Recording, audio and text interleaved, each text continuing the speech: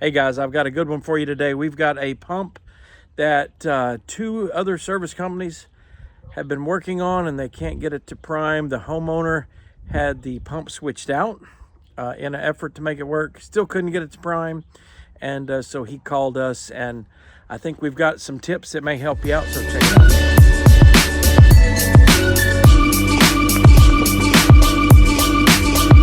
Okay, so here we go. We've got this pump that they haven't been able to get to prime. We've got a couple of other guys that have worked on it.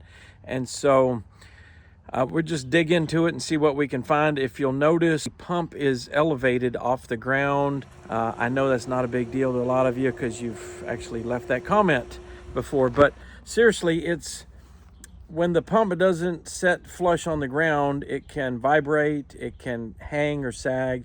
It puts pressure on the unions where it connects to the pipe, and it makes it a potential place for the air to leak. Now, in this case, it didn't leak, but it's definitely unique. You can see here how they've put a couple of blocks under it. It's got a piece of PVC. It's got some wood jammed under it.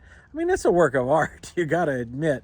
But it's still not the best way to leave it, especially when you paid somebody to professionally install the pump. So that's one thing that we looked at, but like I said, those fittings were okay, and we tried isolating one side and just using one pipe to fill it. I couldn't get it to prime at all. So this is where I think you're going to get some help. There's a tool that's made by Anderson Leak Tools, and it will allow you to force water into a pipe. It's got a plug, and then it's got a pass-through fitting that you can force air or water into it. And that's what we used on this one. You can see it here on the pool deck. We've got it going into the skimmer. We attached the water hose to it and just started filling. And when the pipe gets full, this one was even a little more tricky because it's uphill. It's probably 100 feet from the house, and it's probably got an 8-foot or 10-foot elevation change. So it takes a pretty good pump to move it uphill. We did notice that the homeowner, when he changed the pump, that for some reason they went down in size. There was a Jandy Stealth here that was a 1-horse, which the Stealth pumps are uprated, so it was a Jandy 1.5. It was replaced with a Hayward, and this really is almost like a fountain pump, and it doesn't have quite the lift potential. So that's one factor. I was just wondering maybe if it wasn't enough horsepower to get it up the hill. But you'll see after we got the leak tool connected and the water pipe filled up. So we're bringing water up the hill through this pipe. You can see it's overflowing, so we know we're full. The leak actually showed itself. You can see it here in the picture.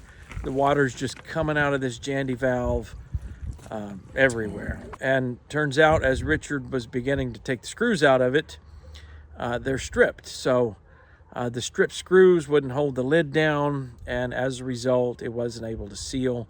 We just couldn't find it on the filling it up with water because it never leaked anything there. But anyway, this tool fixed it, or this tool showed us where it was, and now we're just going to fix it. And the only way to fix this is to cut it out and redo it. So we're going to do that, and we're going to go ahead and bring the pump back down level to the ground where it should be, and remake all the pipe connections so that we can get it working. And as I mentioned, this pool is 8 or 10 feet above elevation, above the grade of the pool.